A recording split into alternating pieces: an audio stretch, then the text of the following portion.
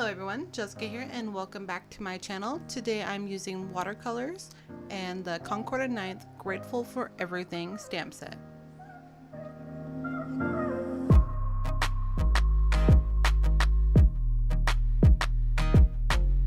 So this stamp has a very large floral fall image, and I'm going to be stamping this on some Arches 140-pound cold press paper. This is watercolor paper. I'm first going to use my embossing buddy and kind of pounce that all over that paper. That way the embossing powder only sticks where I want it to. Gets rid of that static. And then I'm going to use the Simon Says Stamp clear embossing ink to stamp this large image. And there's my cat. I thought I'd leave that in there because I thought it was funny. I'm using the Zing Chestnut embossing powder. It's kind of clumpy, it's kind of old, so I don't really use brown embossing powder that much. And even with the embossing buddy, it's still kind of stuck in places I didn't want it to. If I didn't have the brown embossing powder like this, I would have just used Distress Oxide inks and used clear embossing powder. That way you have, whatever color Distress Oxide ink you have, that's the color of embossing powder you can have. So it's a kind of a fun and dual purpose way to get the colored embossing powder look. I'm taping this down to a clipboard, and that way I can easily move it out of my way when I need to. And my thought for this was to create a very loose, flowy watercolor painting. And I don't really do a whole lot of that because I have control issues. I want to control where that watercolor is going to go. And that's not the goal of doing loose colored watercolor painting. So I'm trying. I have my large water brush. I'm using the Royal Langnickel, the MD one that I used in my previous video. And then I think it's a number 5 round watercolor brush. I'm using the number 5 basically for the smaller details, and the large one just kind of helped me achieve that more loose, out of line watercolor look. I have a cloth that I'm dabbing away any paint or water that I think is just building up a little too much. And I'm using my glass media mat to grab the paints from the little sample pack. This is DaVinci's 36 colors, I believe there's 36 colors, and you get this really cool little sample packaging. I've used this a couple times in videos, and that way I can just mix those colors onto my glass media mat, and I don't need a separate palette for that at all.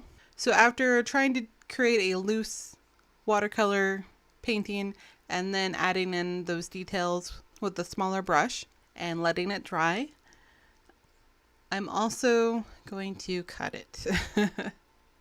I'm going to die cut this. So the whole point of doing this a loose watercolor was it was more of an experiment for me to see.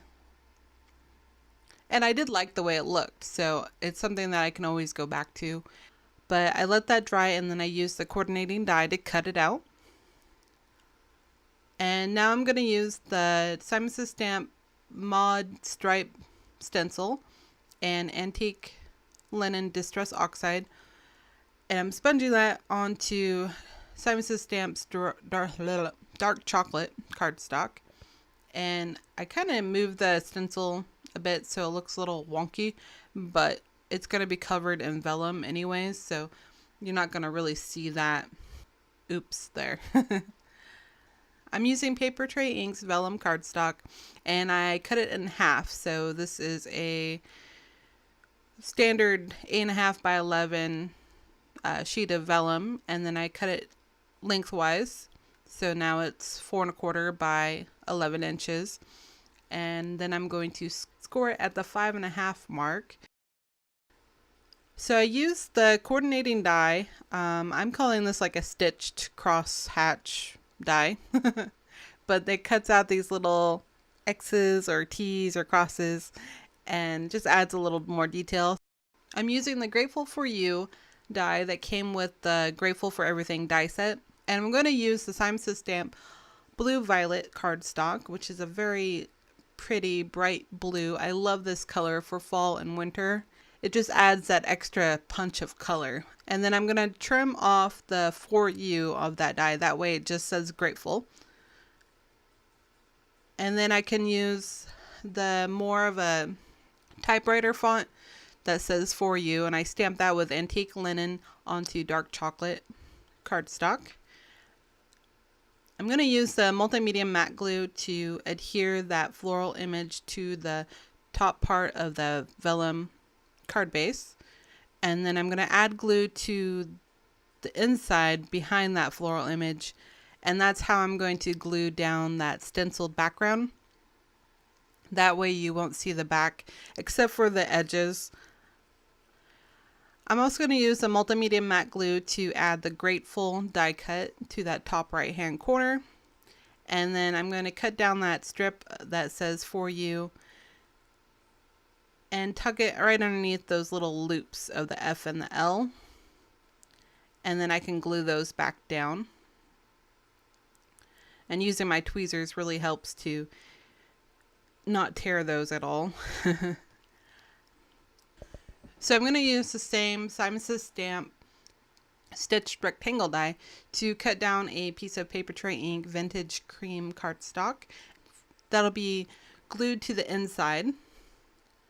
And then I also use a piece of rustic cream. I didn't have any more of the vintage cream, so rustic will work. But I glue that to the back side of this card. That way you don't see the adhesive for the vintage cream rectangle. And then I'm going to use that color block stamp to stamp on the inside. And I'm using Walnut Stain Distress Oxide ink to stamp that with. I found it easiest to line the stamp on the front of the card and then open up the card and stamp it on the inside. So I'm stamping on that vintage cream cardstock. And I could easily do this with the larger stamp platform. I just had to move it around and make sure I could open it up easily. So it's just a fun and easy way to make a vellum card. There's a lot of cardstock added to this, so it is pretty sturdy. And that's it from me.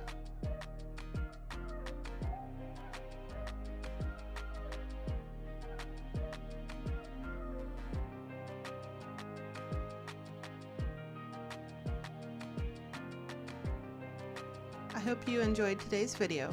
You can connect with me on Instagram or email me directly or comment below with any questions you might have about card making.